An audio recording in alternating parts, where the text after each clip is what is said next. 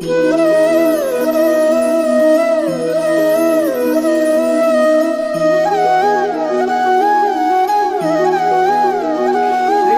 ನಮಃ. ಹರಿ ಓಂ. ಆತ್ಮೀಯ ವೀಕ್ಷಕರೇ, ಇವತ್ತಿನ ದಿವಸ ನಾವು ನಾಗದೋಷದ ಬಗ್ಗೆ ತಿಳ್ಕೋಬೇಕಾಗಿದೆ. ಯಾಕೆಂದ್ರೆ ತುಂಬಾ ಪ್ರಶ್ನೆಗಳು ಜನಸಾಮಾನ್ಯರಲ್ಲಿ ಬರುವಂತಹದ್ರಲ್ಲಿ ನಾಗದೋಷ ಬಹಳ ಮುಖ್ಯವಾಗಿರ್ತದೆ. ಯಾರೇ ಕೇಳಿ ನಾಗದೋಷ ಇದೆ, ನನಗೆ ನಾಗದೋಷದಿಂದ ತೊಂದರೆ ಆಗ್ತಾ ಇದೆ, ನಾಗದೋಷಕ್ಕೆ ಏನ್ ಪರಿಹಾರ ಮಾಡಬೇಕು ಅಂತೇಳಿ ತುಂಬಾ ಹಣವನ್ನ ವ್ಯಯಿಸಿರ್ತೀರಾ. ಈ ನಾಗದೋಷಕ್ಕೆ ಪರಿಹಾರ ಏನು, ಈ ನಾಗದೋಷ ಹೇಗೆ ನಮಗೆ ಗೊತ್ತಾಗ್ತದೆ, ಈ ನಾಗದೋಷ ಹೇಗೆ ಬರ್ಲಿಕ್ಕೆ ಸಾಧ್ಯ, ಎಲ್ಲವನ್ನ ತಿಳ್ಕೊಂಡು ಅದಕ್ಕೆ ಏನ್ ಪರಿಹಾರ ಮಾಡಬಹುದು ಅನ್ನೋದನ್ನು ಕೂಡ ನಾನು ಹೇಳ್ತೇನೆ. ಆದ್ರೆ ವಿಡಿಯೋವನ್ನ ಎಲ್ಲೂ ನಿಲ್ಲಿಸದೆ ನೀವು ಪೂರ್ಣ ವಿಡಿಯೋವನ್ನ ನೋಡಿದ್ರೆ ಮಾತ್ರ ಈ ನಾಗದೋಷದ ಬಗ್ಗೆ ನಿಮ್ಗೆ ಸಂಪೂರ್ಣ ಮಾಹಿತಿ ಸಿಗ್ತದೆ. ವೀಕ್ಷಕರೇ, ನಾಗದೋಷ ಹೇಗೆ ಬರ್ಲಿಕ್ಕೆ ಸಾಧ್ಯ ಅಥವಾ ಬಂದ್ರೆ ಏನಾಗ್ತದೆ ಅನ್ನೋದನ್ನ ನೋಡಿದ್ರೆ, ನಾಗದೋಷ ಇರುವಂತವರಿಗೆ ಸಾಮಾನ್ಯವಾಗಿ ಚರ್ಮಕ್ಕೆ ಸಂಬಂಧಿಸಿದ ಕಾಯಿಲೆಗಳಿರ್ತದೆ, ಕುಷ್ಠರೋಗಾದಿಗಳಿರ್ತದೆ, ವಾತರೋಗಾದಿಗಳಿರ್ತದೆ. ಇದೆಲ್ಲವೂ ಕೂಡ ನಾಗದೋಷಕ್ಕೆ ನಮಗೆ ಸಿಂಪಲ್ ಆಗಿರ್ತಕ್ಕಂತಹ ಲಕ್ಷಣಗಳು. ನಾಗದೋಷ ಇದ್ದವರಿಗೆ ಸಂತಾನ ಸಮಸ್ಯೆ ಉಂಟಾಗ್ತದೆ, ವೈವಾಹಿಕ ಸಮಸ್ಯೆ ಉಂಟಾಗ್ತದೆ, ವಿವಾಹ ಆಗೋದಿಲ್ಲ. ಇದು ಕೂಡ ನಾಗದೋಷದ ಲಕ್ಷಣಗಳಾಗಿರ್ತದೆ. ಈ ನಾಗದೋಷ ಯಾವ್ದ್ರಿಂದ ಬರ್ತದೆ, ನಾಗದೋಷವನ್ನ ನಾವು ಯಾವ್ದ್ರಿಂದ ಬರೋದಕ್ಕೆ ಸಾಧ್ಯ ಅಂತ ನೋಡೋದಕ್ಕೆ ಹೋದ್ರೆ, ನಾಗದೋಷ ಬರುವಂತಹದ್ದು ಯೋಚನೆಯನ್ನ ಮಾಡಿ ವೀಕ್ಷಕರೇ. ನಾಗದೋಷ ಹೇಗೆ ಬರ್ತದೆ ಅಂತ ಕೇಳಿದ್ರೆ, ಸರ್ಪವಧ, ನಾಗವನ್ನ ಹೊಡೆದಿದ್ರೆ, ಸರ್ಪವನ್ನ ಸಾಯಿಸಿದ್ರೆ ನಾಗದೋಷ ಬರ್ತದೆ. ದಂಷ್ಟ್ರೋತ್ಕೀಲನ, ನಾಗಗಳ ಹಲ್ಲನ್ನ ಕಿತ್ತಿದ್ದರೆ ನಾಗದೋಷ ಬರ್ತದೆ. ಸರ್ಪ ಹಿಂಸ, ನಾಗಗಳಿಗೆ ಹಿಂಸೆಯನ್ನ ಮಾಡಿದರೆ ನಾಗದೋಷ ಬರ್ತದೆ. ನಾಗಗಳ ಮರಿಮೊಟ್ಟೆಯನ್ನ ನಾಶ ಮಾಡಿದ್ರೆ ನಾಗದೋಷ ಬರ್ತದೆ. ವಲ್ಮೀಕ ನಾಶನ, ನಾಗಗಳ ಹುತ್ತವನ್ನ ಒಡೆದಿದ್ದರೆ ನಾಗದೋಷ ಬರ್ತದೆ.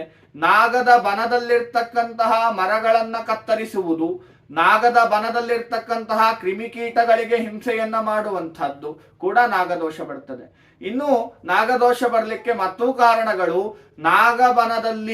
ನಾಗಬನದಲ್ಲಿರುವ ಜಲಾಶಯದಲ್ಲಿ, ನಾಗಬನದಲ್ಲಿರ್ತಕ್ಕಂತಹ ವೃಕ್ಷಗಳಲ್ಲಿ ಮಲಿನವನ್ನ ಮಾಡಿದರೂ ಕೂಡ ನಾಗದೋಷ ಬರ್ತದೆ. ನಾನು ಎಷ್ಟೋ ಜನರನ್ನ ನೋಡ್ತಾ ಇರ್ತೇನೆ, ಸುಬ್ರಹ್ಮಣ್ಯಕ್ಕೆ ಹೋಗ್ತೀರಾ, ಸುಬ್ರಹ್ಮಣ್ಯದಲ್ಲಿ ಆ ನಾಗದೋಷ ಪರಿಹಾರಕ್ಕೆ ಅಂತೇಳಿ ನದಿ ಸ್ನಾನವನ್ನ ಮಾಡ್ತೀರಾ. ಆ ನದಿ ಸ್ನಾನ ಮಾಡಿದಂತಹ ನಿಮ್ಮ ಸೋಪ್ ಕವರ್ಗಳು ಅದನ್ನೆಲ್ಲ ಅಲ್ಲೇ ಬೀಸಾಕಿ ಬರ್ತೀರಾ. ಇದರಿಂದ ಕೂಡ ನಾಗದೋಷ ಬರ್ತದೆ, ನೆನ್ಪಿಟ್ಕೊಳ್ಳಿ. ನಾಗದೋಷವನ್ನ ಕಳ್ಕೊಂಡಕ್ಕೆ ಹೋಗಿರ್ತೀರಾ, ಅಲ್ಲೂ ಕೂಡ ನಾಗದೋಷವನ್ನ ಕಟ್ಕೊಳ್ಳುವಂತಹ ವ್ಯವಸ್ಥೆಯನ್ನ ಮಾಡ್ಕೋಬೇಡಿ. ನಾಗದೋಷ ಅದರಿಂದಲೂ ಬರ್ತದೆ. ಹಾಗೆ ನಾಗವೀಥಿ ನಿರೋಧನ, ನಾಗಗಳು ಓಡಾಡ್ತಕ್ಕಂತಹ ಜಾಗದಲ್ಲಿ ಗೃಹಗೋಷ್ಠಾದಿಗಳನ್ನ, ಮನೆಯನ್ನೋ ರೂಮನ್ನೋ ಕಟ್ಟಿದ್ರೆ ಅದು ಕೂಡ ನಾಗದೋಷ ಬರಲಿಕ್ಕೆ ಕಾರಣ ಆಗ್ತದೆ. ಹಾಗೆ ಈ ಎಲ್ಲ ರೀತಿಯ ನಾಗದೋಷಗಳು ಬರುವಂತಹದ್ದು ಜಾತಕದಲ್ಲಿ ಯಾವ ಲಕ್ಷಣದಿಂದ ಬರ್ತದೆ ಅಂತ ನೋಡಿದ್ರೆ, ಪಂಚಮೇಶನು ಬಲಹೀನನಾಗಿ ಇದ್ದರೆ, ರಾಹು ಯುತಿಯನ್ನ ಅಥವಾ ಕೇತು ಯುತಿಯಲ್ಲಿ ಇದ್ದರೆ ನಾಗದೋಷಗಳು ಇದೆ ಅಂತ ಹೇಳಬೇಕಾಗುತ್ತೆ. ನಾಗದೋಷಗಳು ಹೇಗೆ ಹೇಳಬೇಕು ಅಂತ ಕೇಳಿದ್ರೆ, ಪಂಚಮಾಧಿಪತಿ ಬಲಹೀನನಾಗಿ ಲಗ್ನಾಧಿಪತಿ ಮತ್ತು ಕುಜನೊಟ್ಟಿಗೆ ಯುತಿ ಅಥವಾ ದೃಷ್ಟಿಯಲ್ಲಿದ್ದರೂ ಕೂಡ ನಾಗದೋಷವನ್ನ ಹೇಳಬೇಕಾಗುತ್ತೆ. ಗುರುವಿನಿಂದ ಕೇಂದ್ರದಲ್ಲಿ ರಾಹು ಗ್ರಹಗಳಿದ್ದು ಅದು ಷಷ್ಟಾಷ್ಟಮ ದ್ವಾದಶಗಳಲ್ಲಿ ಇದ್ದರೆ ನಾಗದೋಷ ಬರಲಿಕ್ಕೆ ಸಾಧ್ಯತೆ ಇದೆ. ರಾಹು ಚತುರ್ಥ, ಲಗ್ನ, ಹಾಗೆ ಪಂಚಮ ಭಾವ, ಷಷ್ಠ ಭಾವ, ಸಪ್ತಮ ಭಾವ, ಅಷ್ಟಮ ಭಾವ, ದ್ವಾದಶ ಭಾವ, ದಶಮ ಭಾವದಲ್ಲಿ ಇದ್ದರೆ ಅದು ನಾಗದೋಷ ಚಿಂತನೆ ಅಂತ ಹೇಳಬೇಕಾಗುತ್ತೆ. ಇನ್ನು ಪ್ರಶ್ನ ಕಾಲದಲ್ಲಿ ನೋಡ್ತಾ ಹೋದ್ರೆ ತುಂಬಾ ವಿಧಾನಗಳಿದೆ. ಬಾಧಾಸ್ಥಾನವು ಚರರಾಶಿಯಾಗಿ ಅಲ್ಲಿ ರಾಹು ಇದ್ದರೆ ನಾಗನ ಮರಿಮೊಟ್ಟೆಗಳನ್ನ ನಾಶ ಮಾಡಿದ್ದೀರಿ ಅಂತ ಹೇಳಬೇಕಾಗುತ್ತೆ. ಪ್ರಶ್ನ ಕಾಲದಲ್ಲಿ ಬಾಧಾಸ್ಥಾನವು ಉಭಯ ರಾಶಿಯಾಗಿ ಅಲ್ಲಿ ಏನಾದರೂ ರಾಹುಗ್ರಹ ಇದ್ದರೆ ನೀವು ನಾಗನ ಮರಿಗಳನ್ನ ನಾಶ ಮಾಡಿದ್ದೀರಿ ಅಂತ ಹೇಳಬೇಕಾಗುತ್ತೆ. ಬಾಧಾಸ್ಥಾನವು ಸ್ಥಿರ ರಾಶಿಯಾಗಿ ಅಲ್ಲಿ ರಾಹು ಇದ್ದರೆ ನೀವು ನಾಗಬನದ ಮರಮಟ್ಟುಗಳನ್ನ ನಾಶ ಮಾಡಿದ್ದೀರಿ ಅಂತ ಹೇಳಬೇಕಾಗುತ್ತೆ. ಹಾಗೆ ಈ ರಾಹು ಅಂದ್ರೆ ಹೇಳದ್ನಲ್ಲ, ಈ ಬಾಧಾಸ್ಥಾನದ ಚರಸ್ಥಿರ ದ್ವಿಸ್ವಭಾವಗಳಲ್ಲಿ ಇರ್ತಕ್ಕಂತಹ ರಾಹುವು ಶನಿ ಕೇಂದ್ರದಲ್ಲಿ ಇದ್ದರೆ ನಾಗಬನದಲ್ಲಿ ಮೂತ್ರ ವಿಸರ್ಜನೆಯನ್ನ ಮಾಡಿದ್ದೀರಿ, ನಾಗಬನದಲ್ಲಿ ಮಲ ವಿಸರ್ಜನೆಯನ್ನ ಮಾಡಿದ್ದೀರಿ, ನಾಗಬನದಲ್ಲಿ ಉಗುಳಿದ್ದೀರಿ ಅಂತ ಹೇಳಬೇಕಾಗುತ್ತೆ. ಇದೇ ರಾಹು, ಈ ಸ್ಥಿತಿಯಲ್ಲಿರ್ತಕ್ಕಂತಹ ರಾಹು ಮಾಂದಿ ಕೇಂದ್ರದಲ್ಲಿದ್ದರೆ ಅಥವಾ ಮಾಂದಿ 5, 7, 9ನೇ ಸ್ಥಾನಗಳಲ್ಲಿ ಇದ್ದರೆ ಅದು ಕೂಡ ನಾಗದೋಷ. ನೀವೇನನ್ನ ಮಾಡಿ ನಾಗದೋಷ ಬಂದಿದೆ ಅಂತ ಹೇಳಬೇಕು ಅಂತಂದ್ರೆ ಈ ರೀತಿಯ ಲಕ್ಷಣಗಳನ್ನೇ ಹೇಳಬೇಕು. ಹಾಗೆ ಇದೇ ರಾಹು ಕುಜ ಕೇಂದ್ರದಲ್ಲಿ ಇದ್ದರೆ ನಾಗಬನದ ಮಣ್ಣನ್ನ ಅಗೆದು ಹುತ್ತವನ್ನ ನಾಶ ಮಾಡಿ ಅಲ್ಲಿರ್ತಕ್ಕಂತಹ ಮರಿಗಳನ್ನ ನಾಶ ಮಾಡಿ ನಾಗಬನದಲ್ಲಿ ಬೆಂಕಿ ಹಾಕಿರುವುದು, ಇದರಿಂದ ನಾಗದೋಷ ಬಂದಿದೆ ಅಂತ ಹೇಳಬೇಕಾಗುತ್ತೆ. ಇದೆಲ್ಲ ಕ್ರಮವನ್ನ ಅನುಸರಿಸಿಯೇ ನಾಗದೋಷವನ್ನ ಹೇಳಬೇಕು. ಈ ನಾಗದೋಷದ ಎಲ್ಲ ಹೇಳಿದಂತಹ ನಾಗದೋಷದ ಪರಿಹಾರಗಳು ಹೇಗೆ ಅಂತ ನೋಡೋದಕ್ಕೆ ಹೋದರೆ ನಾವು ಹೇಗೆ ಪರಿಹಾರ ಮಾಡಬೇಕು ಅಂತಂದ್ರೆ ಮೊದಲಿಗೆ ಹೇಳುವಂತದ್ದು ಬಹಳ ಸಿಂಪಲ್ ಆಗಿರೋ ಪರಿಹಾರವನ್ನ ಹೇಳ್ತೇನೆ.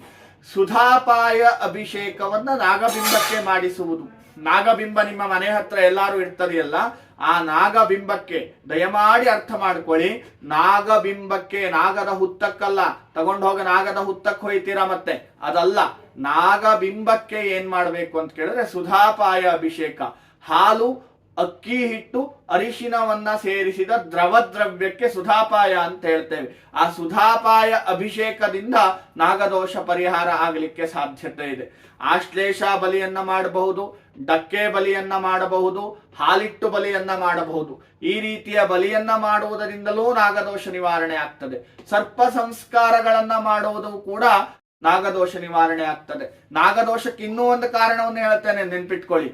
ನಾಗದೋಷಕ್ಕೆ ಕಾರಣ ಆಗಬಹುದಾದ ಇನ್ನೊಂದು ಕಾರಣ ಏನು ಗೊತ್ತಾ? ಈ ಆಶ್ಲೇಷ ಬಲಿಯನ್ನ, ಸರ್ಪ ಸಂಸ್ಕಾರವನ್ನ, ನಾಗಪ್ರತಿಷ್ಠೆಯನ್ನ ಅವಹೇಳನ ಮಾಡಿದರೂ ಸಮೇತ ನಿಮಗೆ ನಾಗದೋಷ ಬರಲಿಕ್ಕೆ ಸಾಧ್ಯತೆ ಇದೆ.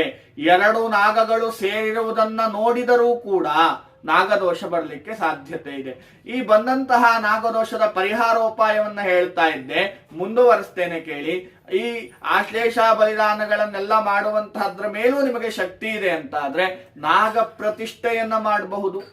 2 ಬಂಗಾರದ ಮೊಟ್ಟೆಗಳನ್ನೋ ಅಥವಾ ಬೆಳ್ಳಿಯ ಮೊಟ್ಟೆಗಳನ್ನೋ ಮಾಡಿಸಿ ನಾಗ ಪೂಜೆಯನ್ನ ಮಾಡಬಹುದು.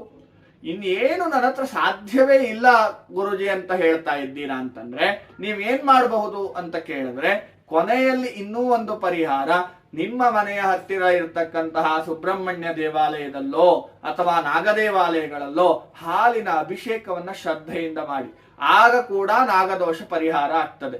ಈ ರೀತಿ ಎಲ್ಲ ರೀತಿಯ ನಾಗದೋಷ ಪರಿಹಾರವನ್ನ ಮಾಡಿಕೊಳ್ಳದೆ ಹೋದಲ್ಲಿ ನಮಗೆ ನಾಗನಿಂದ ಆಗುವಂತಹ ನಾಗಬಾಧೆಗಳಿಂದ, ಸರ್ಪಬಾಧೆಗಳಿಂದ ಆಗುವಂತಹ ಎಲ್ಲ ಬಾಧೆಗಳು ಕೂಡ ನಮ್ಮ ಜೀವನವನ್ನ ಏಳಿಗೆಯತ್ತ ತೆಗೆದುಕೊಂಡು ಹೋಗುವುದಕ್ಕೆ ಕಷ್ಟ ಆಗಲಿಕ್ಕೆ ಸಾಧ್ಯತೆ ಇದೆ. ಆದ್ರಿಂದ ವೀಕ್ಷಕರೇ, ನಾನು ಇವತ್ತಿನ ದಿವಸ ಹೇಳಿದಂತಹ ಪರಿಹಾರಗಳನ್ನ ಜ್ಞಾಪಕದಲ್ಲಿ ಇಟ್ಟುಕೊಂಡು ಆ ನಾಗದೋಷಗಳನ್ನ ಪರಿಹಾರ ಮಾಡಿಕೊಂಡು ನಿಮ್ಮ ಜೀವನವನ್ನ ಅತ್ಯುನ್ನತಮಯವಾಗಿಸಿಕೊಳ್ಳಿ ಅಂತ ಹೇಳಿ ನಾನು ಭಾವಿಸ್ತೇನೆ.